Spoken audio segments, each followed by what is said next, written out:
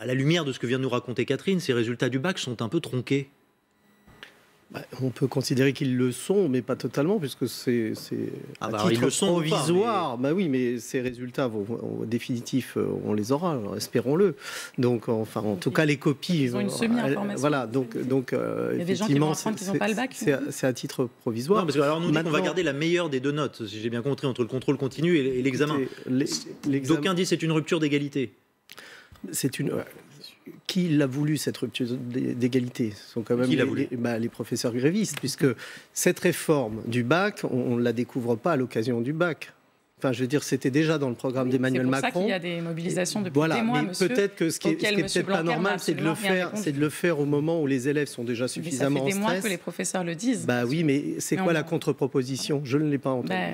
Donc pour vous, avant d'aller sur le fond de la réforme, ces résultats n'ont pas la valeur des années précédentes? Alors, ils sont une injustice. J'entends qu'on entend un élève qui se réjouit, mais enfin, il y a aussi des élèves qui sont forcément victimes d'injustice dans l'autre sens. Et surtout, ils sont illégaux. Il y a quelque chose de très grave qui se produit.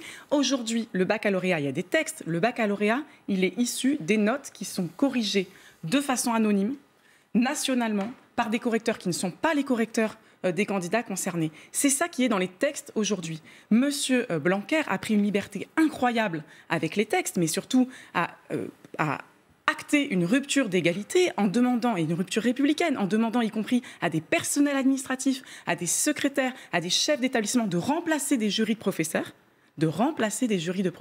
grévistes ou non, car il y a des jurys de professeurs qui n'étaient pas grévistes et qui se sont rendus compte qu'ils étaient dans l'incapacité de faire leur travail de délibération et de leur demander de mettre des notes qui sont des notes, je le dis, fictives. D'abord, il y a eu des notes fictives dans certaines académies. Par exemple, l'Académie de Toulouse, on leur a demandé de mettre des 10. Donc, c'est même pas une histoire de contrôle continu.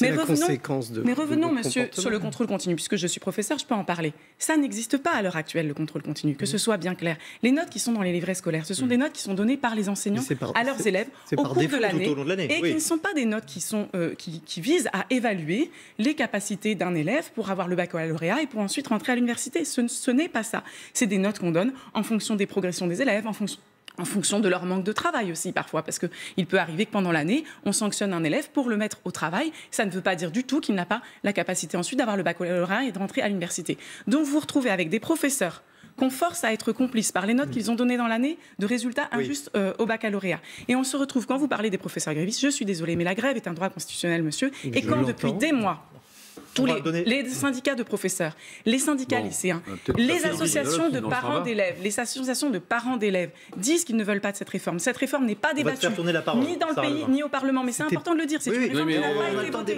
Voilà. Donc, il y a une antériorité à tout cela. Il y a une antériorité et un comportement irresponsable de M. Blanquer. Et est-ce que les enseignants ne sont pas un peu archaïques justement à défendre un système qui ne fonctionne plus? Précisément, ça fait des mois et même des années que les enseignants pointent les dysfonctionnements de l'éducation nationale qui devient de plus en plus inégalitaire, qui encourage justement une sorte de fuite vers le privé, qui d'ailleurs va subventionner davantage le privé. On a un système qui fait ça et qui va mettre en concurrence les établissements qui assignent à résidence des élèves. Donc moi je le dis en tant que professeur, mais c'est un terme un petit peu fort, l'assignation à résidence des élèves. Oui, attendez, on termine. Sarah Legrain termine. Je suis enseignante en Seine-Saint-Denis. Il faut peut-être retourner dans les lycées. Toute l'année, les enseignants, mes collègues, des fonctionnaires, toute l'année, fournissent un travail exceptionnel pour leurs élèves, pensent à leurs élèves. Et je peux vous dire que quand on prépare des élèves au baccalauréat, en arriver à décider effectivement de mettre en difficulté le baccalauréat, c'est une mesure, et ça a été souligné, extrême et inédite. Pourquoi cette solution-là a été inventée par des professeurs? Parce qu'on est dans une situation extrême inédite d'un ministre de l'Éducation nationale qui avait déjà été l'ouvrier de la suppression de tonnes de postes sous M. Sarkozy. Mais vous avez un problème avec tous les ministres, de toute façon, quel qu'il soit. Non, a refusé la moindre discussion, alors que les enseignants ont dit quoi? Et les élèves eux-mêmes ont dit, cette réforme, elle est injuste.